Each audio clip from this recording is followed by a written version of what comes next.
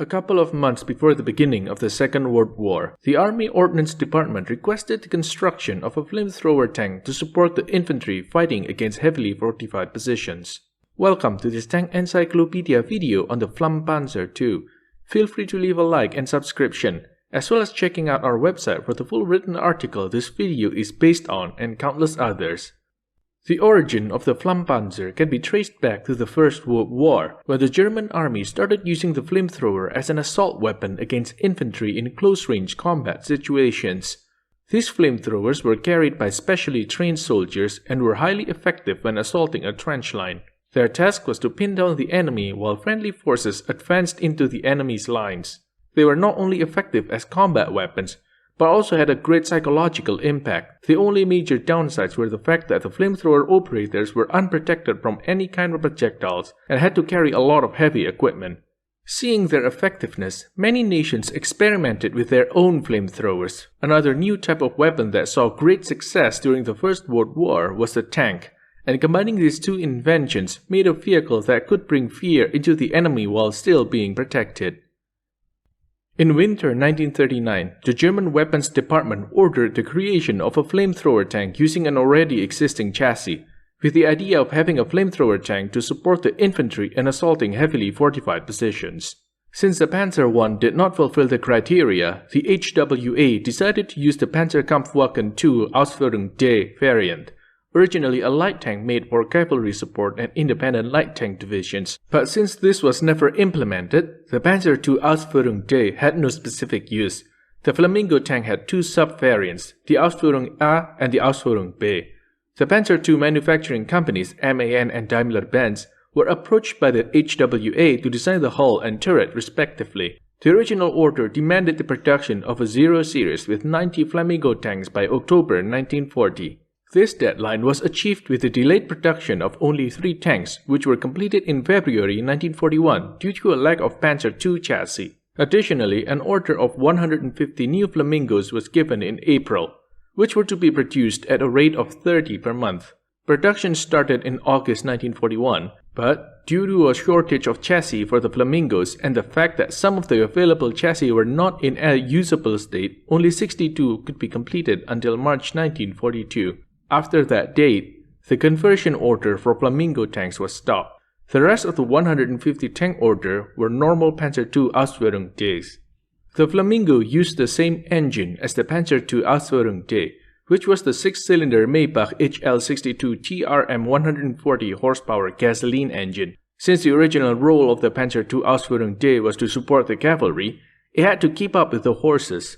Therefore, a more powerful engine had to be built in comparison to the regular Panzer IIs. His speed was transferred to the Flamingo, making it a very fast vehicle with a maximum speed of 55 km per hour. Although the weight was raised from 11 to 12 tons, the vehicle showed no change mobility-wise. Both the Flamingo Ausf A and B used the unchanged suspension of the Panzer II Ausf D and A. Since the Panzer II Ausf D requirements were for a better engine, the running wheels had to be upgraded too. They were given a completely new running gear, using 4 large all-rubber wheels sprung on torsion bars, which made the return rollers of the Ausf J superfluous. The turret was completely different from the one used on the previous Panzer II variants, and was smaller. It had a hexagonal shape and an armored vision slit on each side. Additionally, there was a hatch located on top for the commander. One of the main flaws of the Flamingo was its weak armament. The 2 flamethrower turrets were equipped with 2 standard flamethrowers that each had a traverse range of 180 degrees from front to back. The turrets were located on the front, on the left and right. On the mud guards, the Flamingo could shoot 80 bursts for 5 seconds each at a maximum range of 35 meters. This range proved to be very weak and not enough for effective use. Additionally, there was a 7.92mm MG34 fitted in the turret with 1800 rounds available, and a KZF-2 as a gun sight with a range of 200 meters. Behind the turret on the backside, 2 pairs of 3 small smoke grenade launchers were fitted, which could create a smoke wall to support infantry advance or help the tank retreat in dangerous situations. Another drawback of the Flamingo was its light armor. The turret was relatively well armored in relation to the hull with 20 to 30 mm of thickness.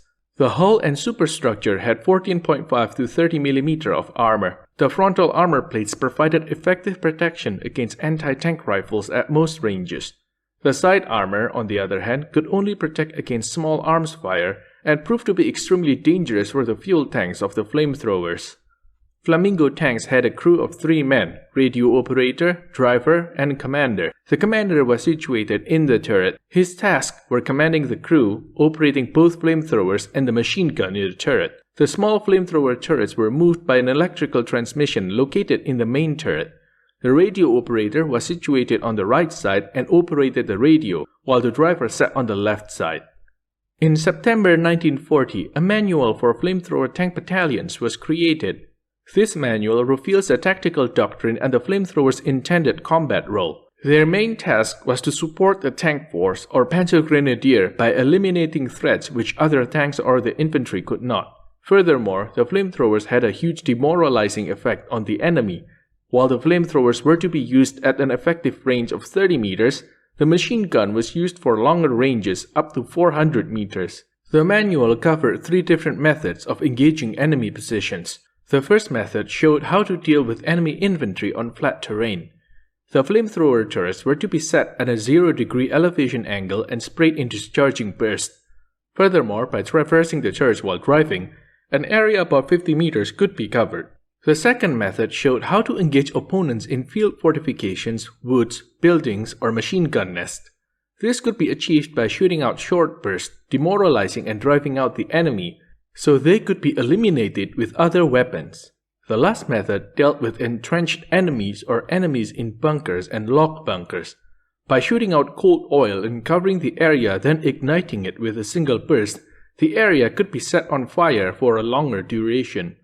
In terms of pushing forward, the flamethrower tanks were always to advance with cover fire from either the artillery or other tanks. Additionally, at close ranges, the regular Panzer IIs provided cover fire. During combat, all 3 flamethrower tank companies were to be deployed and were only allowed to advance with the Panzer Division. Furthermore, the Flamingo could create a smoke cloud while shooting the flamethrowers and using the smoke grenade launchers. This could be used to close in on enemies or retreat safely. If supply vehicles managed to reach the Flamingos, the whole battalion could be refilled and rearmed in 1 hour.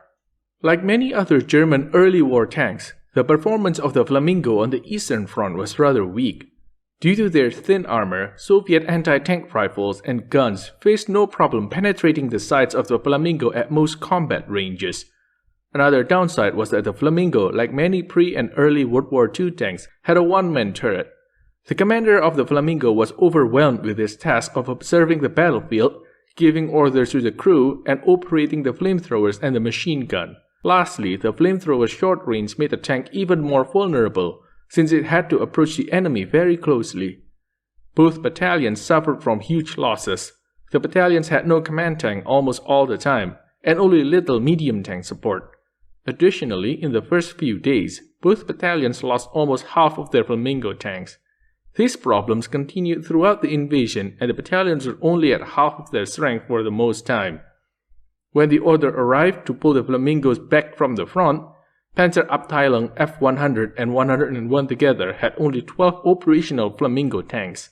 On the other hand, unlike the early Panzer II variants, which had problems with their leaf spring suspension in the Russian map, the Flamingo and its larger wheels performed excellently. After their last deployment, the Flamingos were pulled off the front by mid-November 1941. All surviving vehicles, including the regular Panzer II Ausf days, were converted into Marder II tank destroyers. The flamethrower tank project was cancelled and production stopped until 1943, when the Germans started introducing a new flamethrower tank, the Flammpanzer III. Meanwhile, Panzerabteilung F100 was renamed Panzer Regiment 100 and was reorganized and equipped with standard medium and light tanks. Panzerabteilung F101 experienced the same fate when they were renamed the 24th Panzer Regiment. Both regiments saw action again in the summer offensive of 1942. The flamethrowers were given to the pioneers, and the MG turrets were built in coastal defenses in Norway as part of the Atlantic Wall. Since all Flamingos got converted, only the turrets can be seen nowadays. In the end, the Flamingo was a well-thought-out first attempt at creating an armored flamethrower to attack bunker positions, supporting the infantry and performing tasks that other tanks, such as the Panzer III or IV, could not achieve. The idea behind it was fairly good, and at that time the armor and armament seemed good enough to fight the opponents. Furthermore, its original role was not to engage enemy tanks, but other infantry and bunker positions. Additionally, the combination of speed and the fear factor from the flamethrowers made a fairly effective anti-infantry vehicle. This concludes Tank Encyclopedia's video on the Flampanzer II. We hope you liked it. Don't forget to check our website and our Patreon. And until next time, keep us in your sights.